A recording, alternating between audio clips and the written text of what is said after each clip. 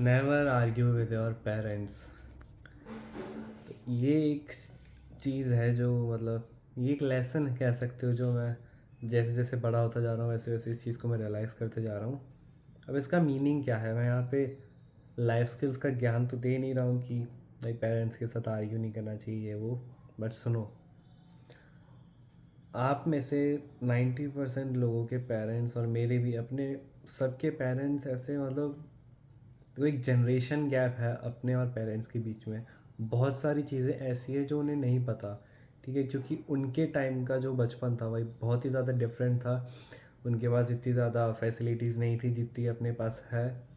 और मतलब उन्होंने उस तरीके का टाइम फेस किया तब जाके अपन को इतनी फ्रीडम मिल पा रही है। तो ये चीज़ है जिसके लिए हमें ग्रेटफुल होना चाहिए। एंड देखो पेरेंट्स तो ऐसे ही हैं, ठीक है। तो एक चीज़ तो मैं अपने दिमाग में घुसानी पड़ेगी कि तुम्हारे पेरेंट्स चेंज नहीं हो सकते। अब उनकी जैसी मेंटेलिटी है वो वैसे ही रहेंगे। अपन को ही अब उसमें एडजस्ट करना पड़ेगा। अब वो कैसे करना है, अब फॉर एग्ज़ाम्पल तुम्हारे घर वालों से तुम्हें जो भी दिक्कत है ना, तुम्हें ये चीज़ मन में एक्सेप्ट करनी है कि ठीक है भाई वो ऐसे ही हैं। अब मैं उनकी बातों पे कैसे रिएक्ट करूँ कि फालतू में ज़्यादा झगड़ा ना हो, फालतू में मेरा दिमाग ख़राब ना हो, ठीक है। तो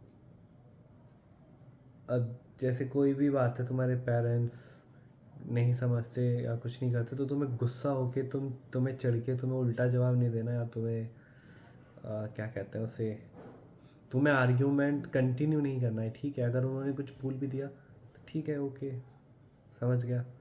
हमें बिल्कुल आर्ग्यूमेंट को अवॉइड करना है।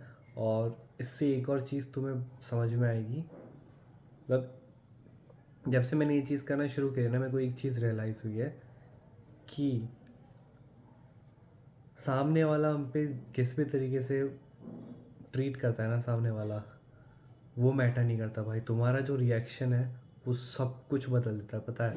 मान लिया तुम्हारा सामने, चाहे ये चीज़ हर जगह अप्लाई होती है भाई, चाहे तुम्हारे घर वाले हो, तुम्हारे दोस्त हो, कोई भी बंदा हो जो तुम्हें पसंद ना हो, अगर वो तुमसे रूडली बात करता है ना या कुछ भी है, तो तुम अपना रिएक्शन चेंज कर दो भाई। तुम उससे इतना प्यार से बात करो, ऐसे बात करो जैसे तुम्हें कुछ अफेक्ट ही नहीं हुआ। और सिर्फ नाटक ही नहीं करना है, तुम्हें सच में अफेक्ट नहीं होना उसकी बातों से। और तुम नॉर्मली रिएक्ट करो, तुम सोचो कि हाँ भाई मानता हूँ वो बंदा तो ऐसा ही है, बट उसके कहने पर मैं किस तरीके से रिप्लाई दे रहा हूँ जिससे बातें और ज़्यादा बढ़ रही है। तो तुम ऑब्ज़र्व करो खुद को कि तुम्हारे पैटर्न्स को ऑब्ज़र्व करो, उसके पैटर्न्स को ऑब्ज़र्व करो, उस हिसाब से तुम उसे ट्रीट करो, उससे बात करो। पता है इससे बहुत ज़्यादा वो तुम्हें चेंज देखने को मिलेगा सामने वाले के बिहेवियर में, ठीक है। मतलब ज़रूरी नहीं है कि हर बार सामने वाला ही अपने आप से चेंज हो जाएगा। कई बार स्टार्टिंग हमें भी करनी पड़ती है, वो कोई दिक्कत वाली बात नहीं है। तो तुम आगे से अपना रिएक्शन चेंज करो, आगे से अपनी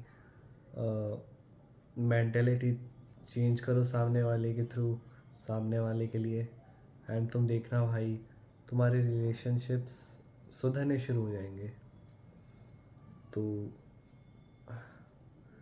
थोड़ा बीमार हूँ तो मैं ढंग से कम्युनिकेट नहीं कर पा रहा हूँ, मतलब मुझे क्या कहना है वो ढंग से क्लियरली नहीं बता पा रहा हूँ।